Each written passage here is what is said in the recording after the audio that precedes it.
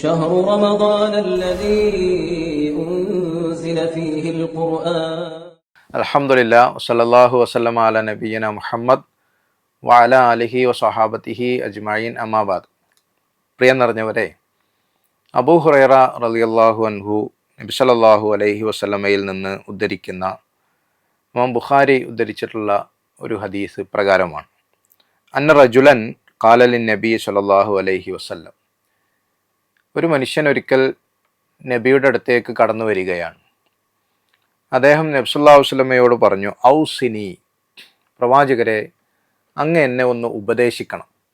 ജീവിതത്തിൽ ശരിയായ വഴിയിൽ നടക്കുന്നതിന് വേണ്ടി ഒരു ഗൈഡൻസ്, നമ്മൾ ഇന്നത്തെ ഭാഷയിൽ പറഞ്ഞാൽ എന്നെ ഒന്ന് ഗൈഡ് ചെയ്യണം.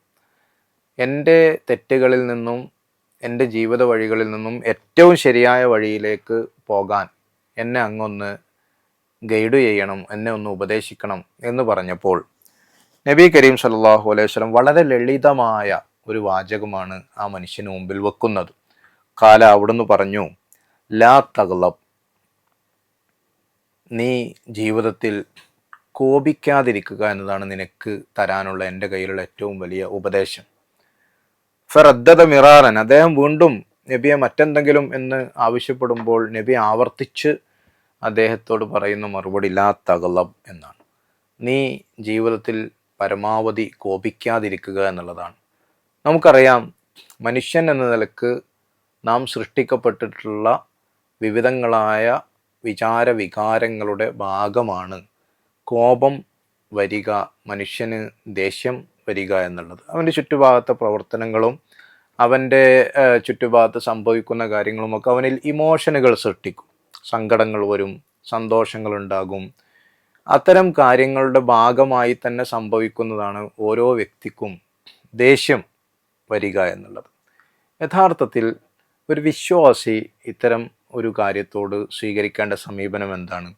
ദേഷ്യം ഒരിക്കലും വരാൻ പാടില്ല എന്നോ അത്തരം കാര്യങ്ങൾ മനുഷ്യജീവിതത്തിൽ സംഭവിക്കില്ല എന്നോ ഇസ്ലാമിക അധ്യാപനങ്ങൾ പറയുന്നില്ല.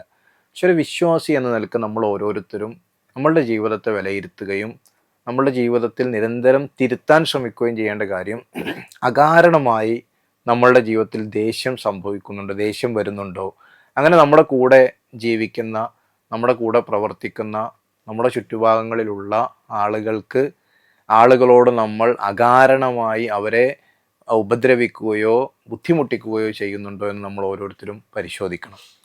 ഇസ്ലാം അവിടെ പറയുന്ന കാര്യം, ദേഷ്യം വരുന്ന കാര്യങ്ങൾ നിങ്ങൾക്ക് ചുറ്റും രൂപപ്പെടുമ്പോൾ നിങ്ങൾ ആ ദേഷ്യത്തെ അടക്കി വെക്കാൻ ശ്രമിക്കണം എന്നുള്ളതാണ്.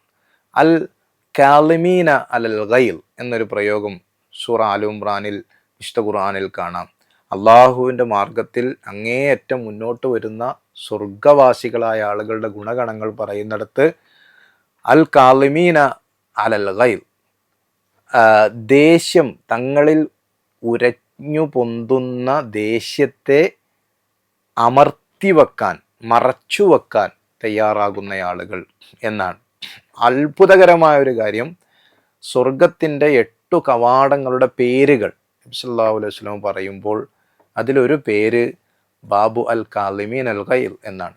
ദേഷ്യം കടിച്ചു പിടിച്ചവർക്കുള്ള വാതിൽ, അല്ലെങ്കിൽ അത്തരം സ്വഭാവ ഗുണം ജീവിതത്തിൽ വലിയ അളവിൽ പുലർത്തിയ ആളുകളെ പ്രവേശിപ്പിക്കുന്ന വാതിൽ എന്നാണ്. നമ്മളിപ്പോൾ നോമ്പ് കാലത്ത് നമ്മൾ ഏറ്റവും അധികം പറയാറ് നോമ്പുകാർക്കുള്ള വാതിലിനെ കുറിച്ചാണ്. ബാബു റയ്യാൻ എന്ന കവാടത്തിലൂടെ മലക്കുകൾ നോമ്പുകാരെ വിളിക്കുമെന്നാണ്.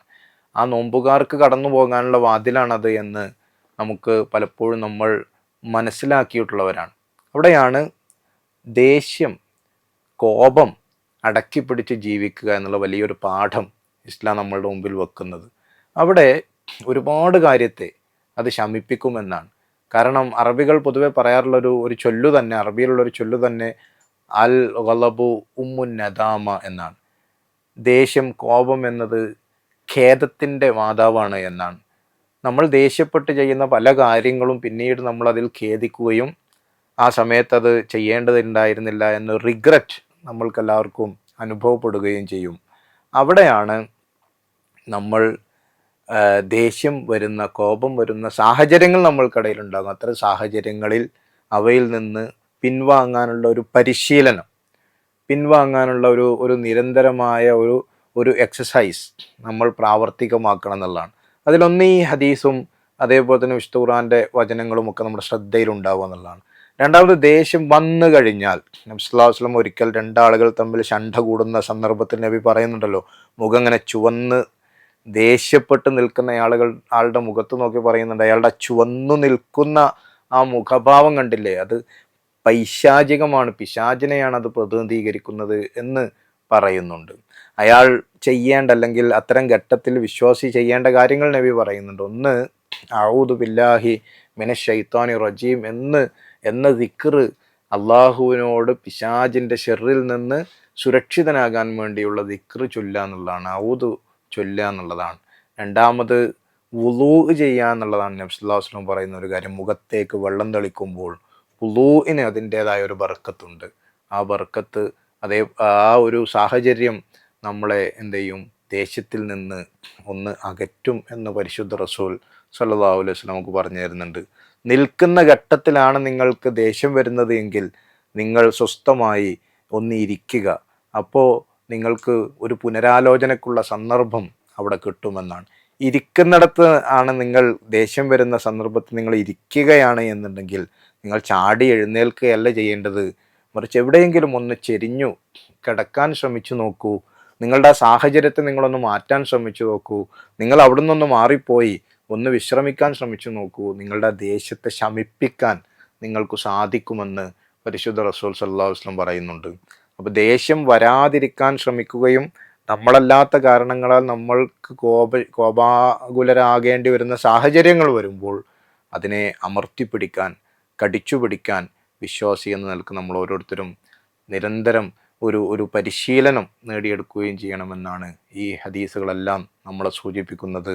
ആ അർത്ഥത്തിൽ ക്ഷമ കൈകൊള്ളുന്ന ഒരു വിശ്വാസി ആയി രൂപപ്പെടാൻ അള്ളാഹു നമ്മളെ സഹായിക്കുമാറാകട്ടെ.